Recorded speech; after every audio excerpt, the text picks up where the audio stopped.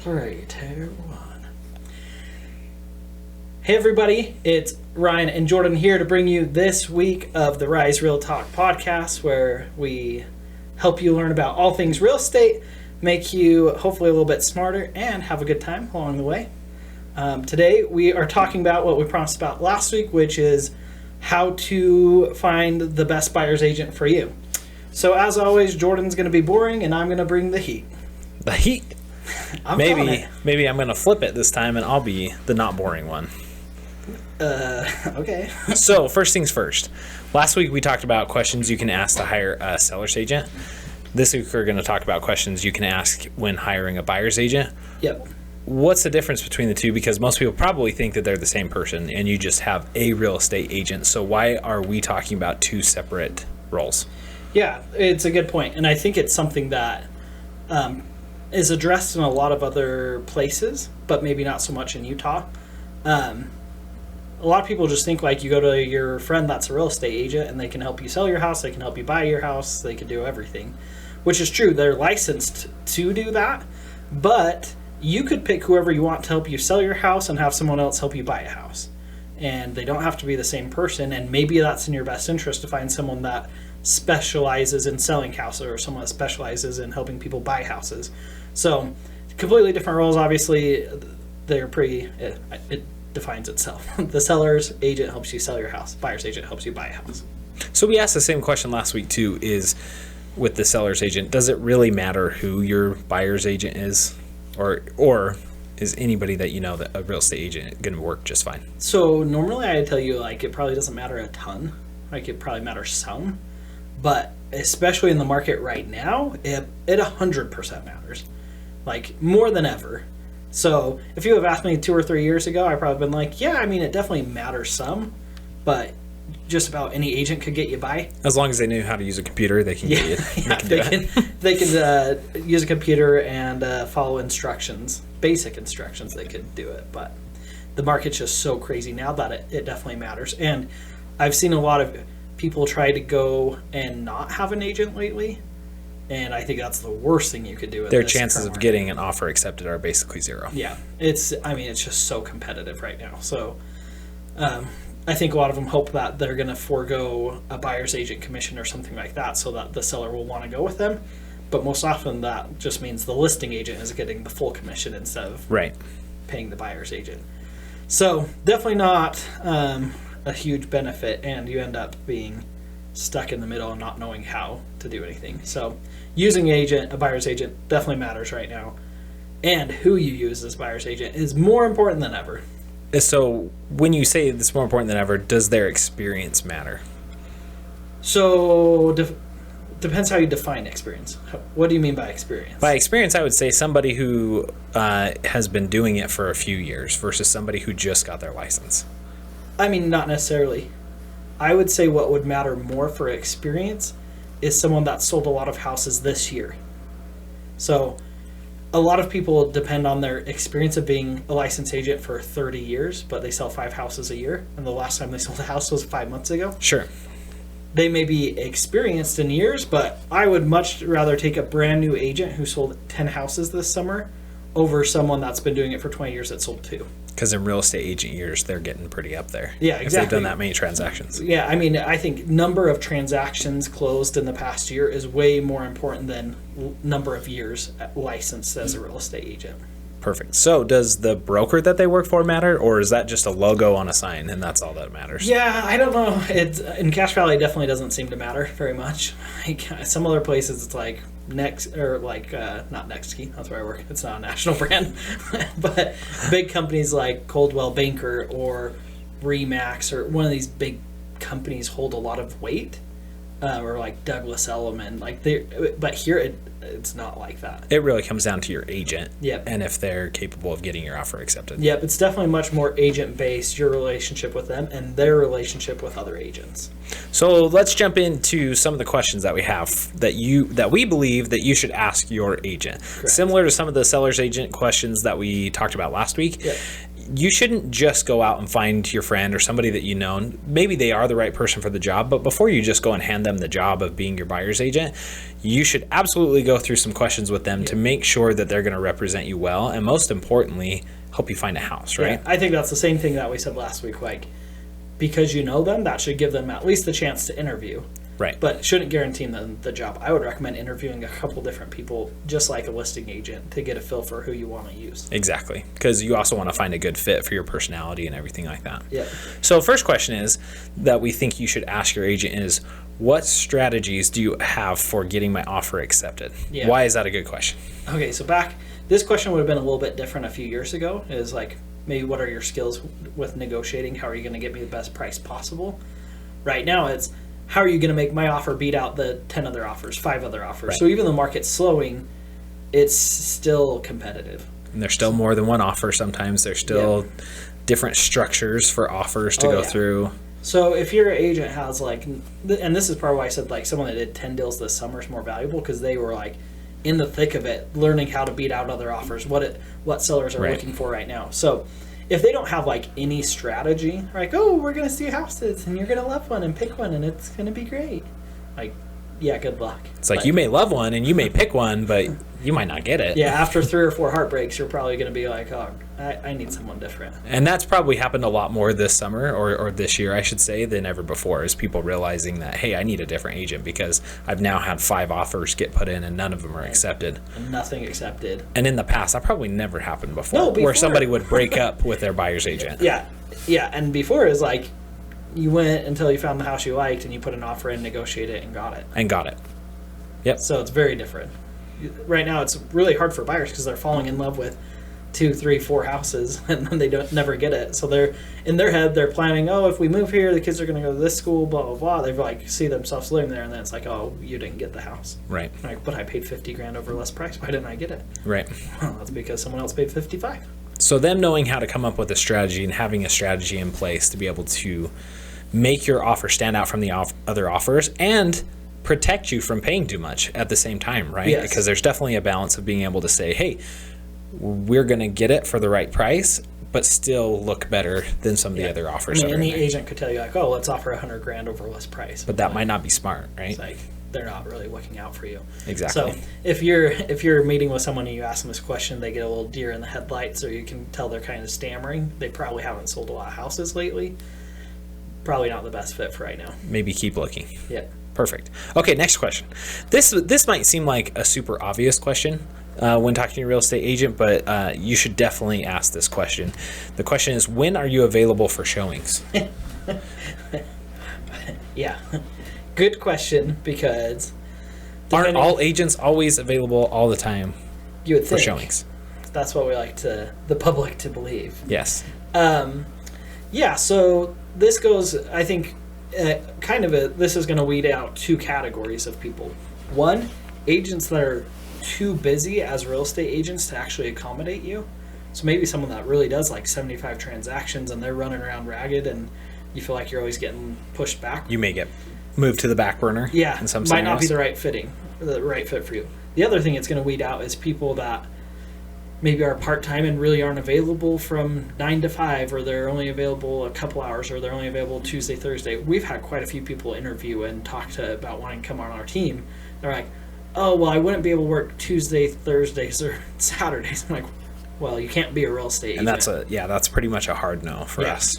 So, it's definitely worth asking, because you want them to be flexible around your schedule, not vice versa. Right. And so a good agent can do that. Well, and I'm surprised to find out how many people actually work part-time. Not that that's necessarily a bad thing, but if it means that you're not available to your clients when they need to go show a house or see a house, especially in this market where timing is everything, and you have to be one of the first people there, you got to get your offer in quickly. So if they're putting you off because they have other commitments outside of real estate, so they can't show you a house, and then even after they show you a house, they can't put in an offer right away or move quickly enough for you because they're too busy with maybe another job or different things like that, that's going to be a deal breaker for sure, because you need somebody that's going to be able to move quickly for you and make sure you get the house. And that's like in a normal market, really not a big deal. Like, there may be a little more time to go see your house. We can't see it till 2 days from now. Like, the house is going to be on the market for 90 days, not 6. Right. And to maybe go along with that, are they looking out for you? Are they the ones calling you and say, hey, this house just hit the market? Yeah. Make sure that they're paying attention to that kind of stuff, which kind of leads into the next question, which is, what kind of technology does your agent use? So ask them what kind of technology that they use that makes it easy for you to find houses, tour houses, request to see a house, maybe save houses or share the house with your spouse, show it to them. Yeah. Because being quick and being able to move fast on a house is super important right now. What else? Why else is technology important? Yeah, so, I mean, the main thing that you're going to be looking for is someone that's willing to jump on either a FaceTime or a video call with you, walk you through a house. If you're out of town or you're at work, but you can take a 10-minute call, you're going to want someone that is capable of turning their phone on. It sounds crazy, but a lot of people don't know how to do it. That's going to matter because now you're able to weed out houses without having to be there in person and not miss out on houses because you're tied up. Right. So that's one big thing. It's a simple bit of technology, but a lot of people struggle with it. Number two is going to be someone that has a website and a way to interact with the properties that are available. So every agent has access to the MLS. A lot of agents don't know how to use it or to send out hot sheets from the MLS, which will get property updates. So that's kind of a big miss already. But then on top of that, through the MLS, there's no way to request a tour or easily send that property from you to your husband or save it or share that with your agent. So it's a little bit, it's possible, but it's a kind of a dinosaur of technology. Right. I mean, you're a developer. You've worked with MLS. It's not the most high-end MLS in the country, but it satisfies getting houses on the internet for people to look at. Right, exactly. So if an agent takes the time to invest in an actual website of their own that then makes it way more user-friendly, it makes it so that you can interact quickly.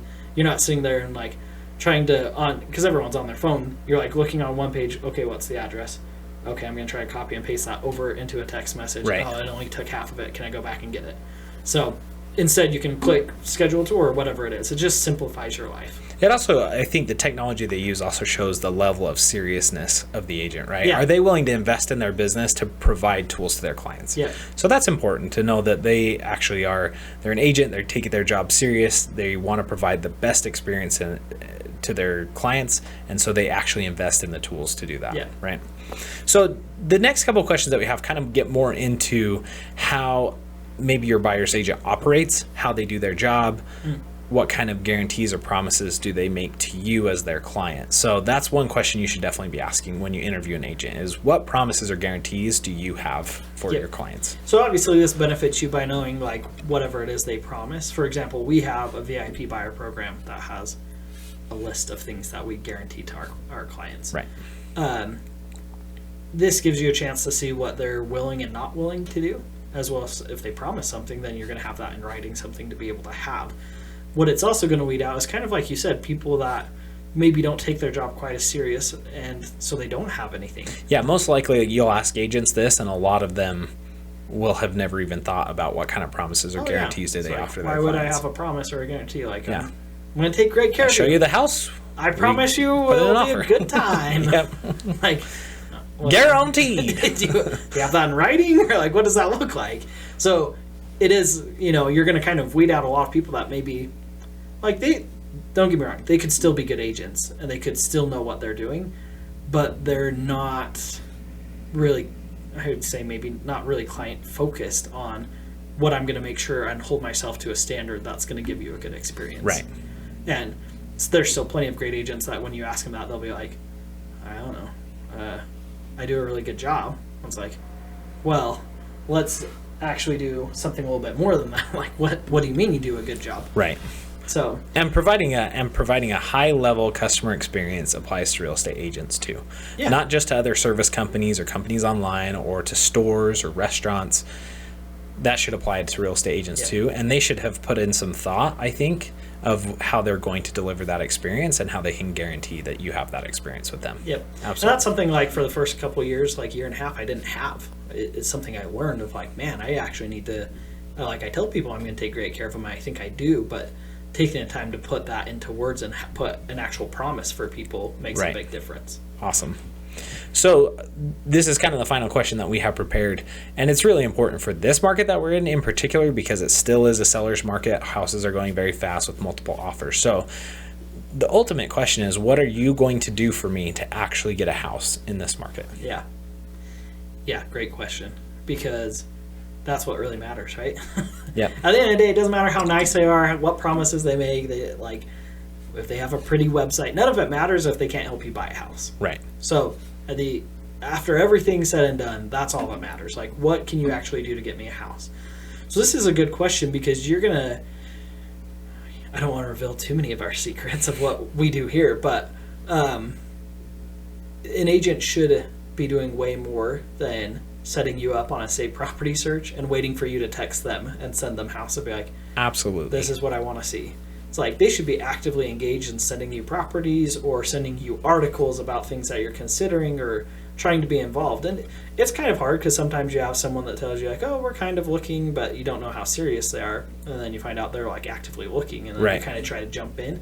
But if you meet with someone to interview them to be your agent, then hopefully they can tell you like, hey, here's how we're going to find you a house. Exactly. And just waiting for houses on the MLS might work, but it might take 8 failures before you get a house. Yeah.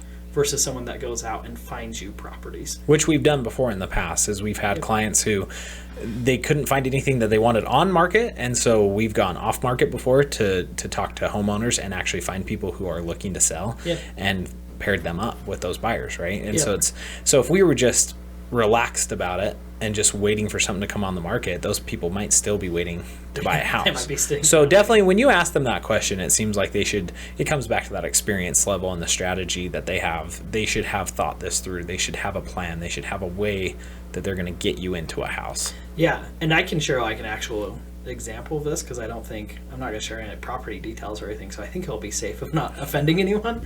But it was really interesting, because there was a house that was for sale by owner for about 2.5 weeks, and it didn't sell, and it ended up getting listed, and then it sold in a couple days.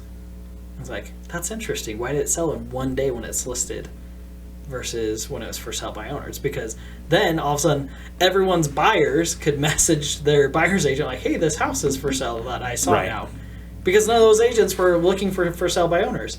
So then I saw one of the agents that actually got the house under contract post like, we were able to beat out 7 other people and get my client's offer accepted, which is awesome that they were able to get it for their clients. It's like, but they could have done it 2 weeks earlier. But if you would have done it a week before, you wouldn't have been competing with 7 people. Interesting. If you were been proactively looking for your clients. And that comes back to, does your agent have your best interest in mind? Or do they have their own best interest in mind? Yeah. Because maybe it takes a little more negotiating with the for sale by owner to get paid, because maybe a lot of people don't realize that buyer's agents typically get paid from the seller of the house. So in that case, a lot of times for sale by owner, people are not looking to pay a real estate agent. Yeah. So that may involve the real estate agent actually working out a deal with the seller to get paid.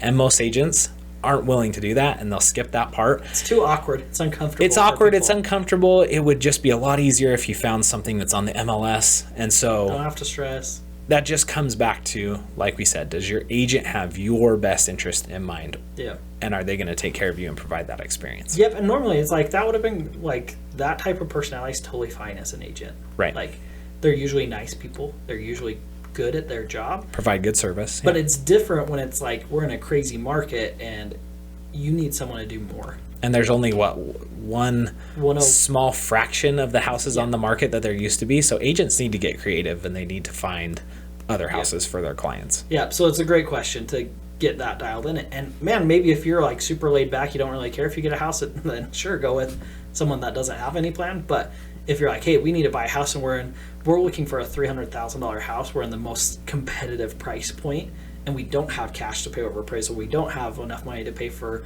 our closing costs and pay extra. Like, you need someone that's actually going to go find you a house where that's possible. Exactly, and make it work for you. So that's a list of questions that we have that we believe you should ask your real estate agent before hiring them as your buyer's agent. Do you have anything else that you want to add? Or? Oh, one thing I guess this is a good question to ask that I didn't think of ahead of time. So I would ask the agent what happens in the scenario where you go to buy a house there's no commission being offered. Right. So in a typical buyer broker agreement that you sign with an agent that you sign up for, it says that you agree to pay them X dollar amount or X percent of the sales price of the home. But if it's listed through the MLS, then that commission offered in the MLS covers that.